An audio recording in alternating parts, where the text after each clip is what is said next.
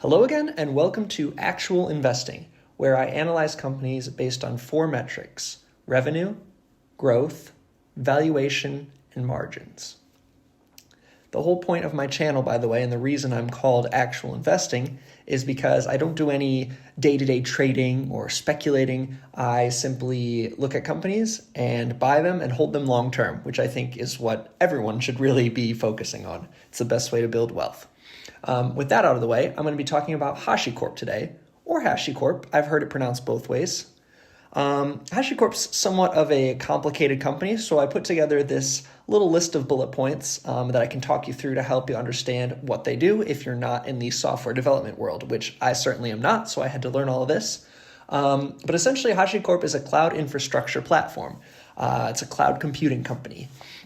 Essentially what they do is that they allow for consistent workflows and a standardized approach across all three hyperscalers. So the hyperscalers, if you're unfamiliar, are Amazon Web Services, Google Cloud, and Microsoft Azure.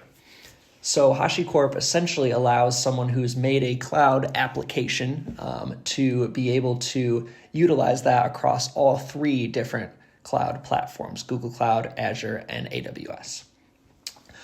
Their software helps to automate the processes involved in delivering applications in the cloud. So something that's interesting about HashiCorp is their business model. So this has caused quite a stir lately, but originally they were an open source based model, meaning that their code was freely available to developers. And they had some proprietary software that they sold separately. So it was a bit of a freemium product, if you're familiar with that term, where they get you in the door with something free and then kind of upsell you on other products that you might need.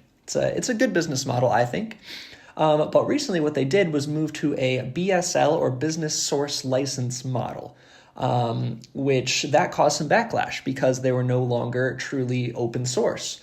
They kind of changed their business model, and I think people saw that as being profit hungry. I think people saw it as something that they were just trying to make more money, essentially. And that made people angry, understandably so. When companies try to charge more and raise their prices and try to make more money, people don't like it. It just makes sense. So with the BSL, or business source license, what they're using now, it's still open source based, but there are limitations on commercial use. So if you're building an application that you plan to sell, as most people probably are, there's going to be limitations there unless you fork up some cash to HashiCorp. So HashiCorp has four main products. Two of them are going to be their biggest revenue generators, and that's going to be Terraform and Vault. The other two are somewhat of an add-on product. So let's talk about Terraform, their biggest product. It's the infrastructure provider. It allows developers to provide and manage cloud applications. And so a cloud application could be really anything. It's such a broad term. It could be file sharing, like a Dropbox type thing. It could be a streaming service. It could be basically anything that you want people to be able to access from anywhere in the world, right? So that's Terraform. They provide the infrastructure. And then there's Vault, which is their second most popular product. And that provides data protection and encryption, sort of as it sounds. It's a vault for sensitive data. Console is one that I actually had not heard of until very recently. So I'm wondering if it's maybe new or if I just had not dug into this company enough. But what that one does is connect applications across different environments.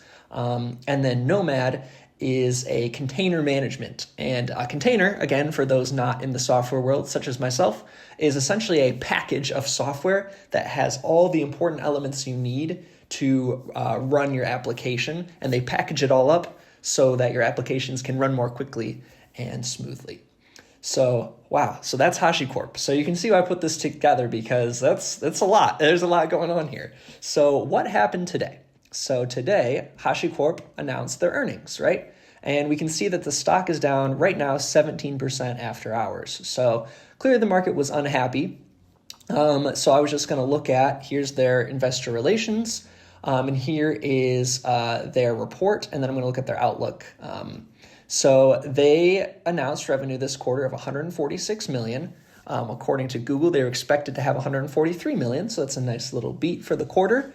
But that's not what matters, right? We don't want to just look at this quarter. We want to look ahead to next quarter, because the market is always very future focused.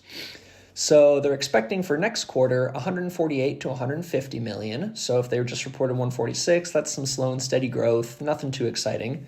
But this is what I kind of liked to see. So for the full year, they're expecting 476 or 576 to 578 million, which is interesting because here's their release from last quarter. They were only expecting 571 to 575. So now they've completely raised their revenue guidance a lot. Like the low end is now above the old high end. So to me, that's really exciting. I'm kind of surprised that the stock is down so much.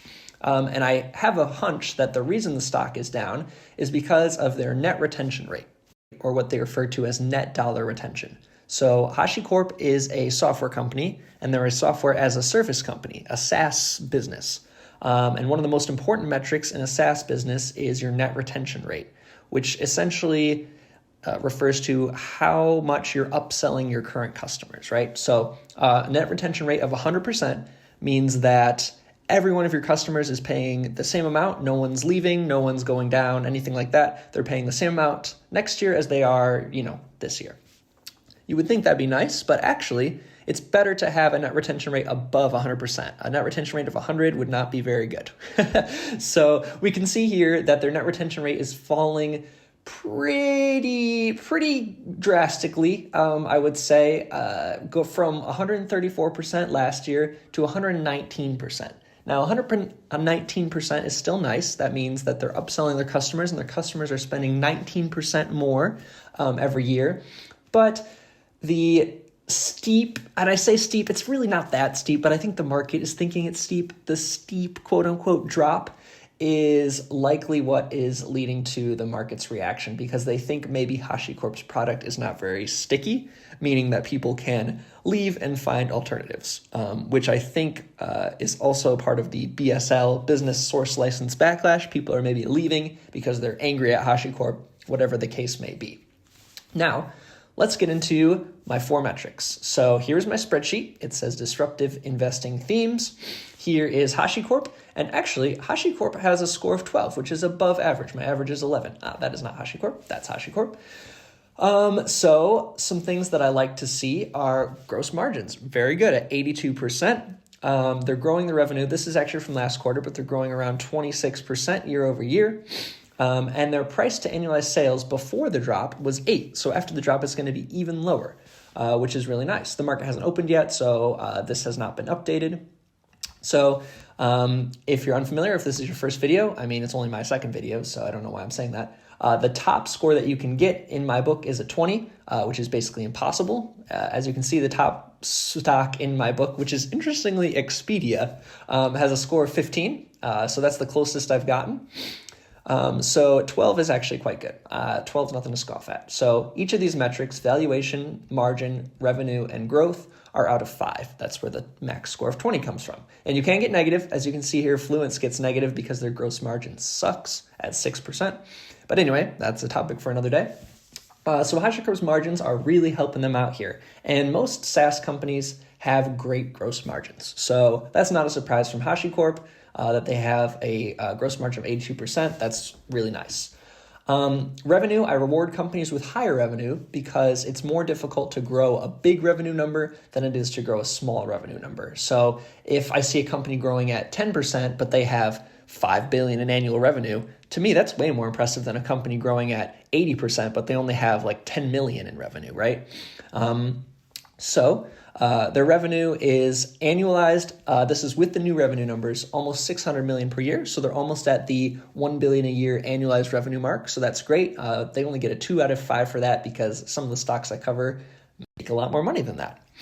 And their growth, I give a 3 out of 5. It's good. It's double digits. It's in the 20s, but it doesn't make me want to jump up and down and scream for joy. Valuation is below 10, which I feel like is quite cheap for a SaaS company. I'm seeing lots of SaaS companies, and here, let me just go down the list because I didn't really show much of my list in my last video. CrowdStrike is at 18 price to annualized sales, Datadog 17, Cloudflare 19, even Dynatrace and UiPath, which are relatively cheaper, are still above 10. So you can see that HashiCorp at 8, which is going to be even less, right? Tomorrow morning, it's going to be even lower because of that drop, is still quite cheap. So all in all, I think HashiCorp scores well on my valuation metrics. I already own HashiCorp, so I don't know that I'll buy more tomorrow, but I'll look into it. And maybe I can, do a little bit of a dip buy, but otherwise I think I'll just be holding strong. I think this is an overreaction, and I have a feeling that the stock will recover if we just sit and wait. So anyway, what do you guys think? Have you heard of HashiCorp? Is this a new one? Is this a stock you're buying? Is this a stock you hate? Are you mad at them for their business model change? Let me know. I really want to engage with you guys in the comments because this is a small channel and I'm happy you stuck around. So feel free to give this a like, leave me a comment, and I'll respond. And I hope you have a great day.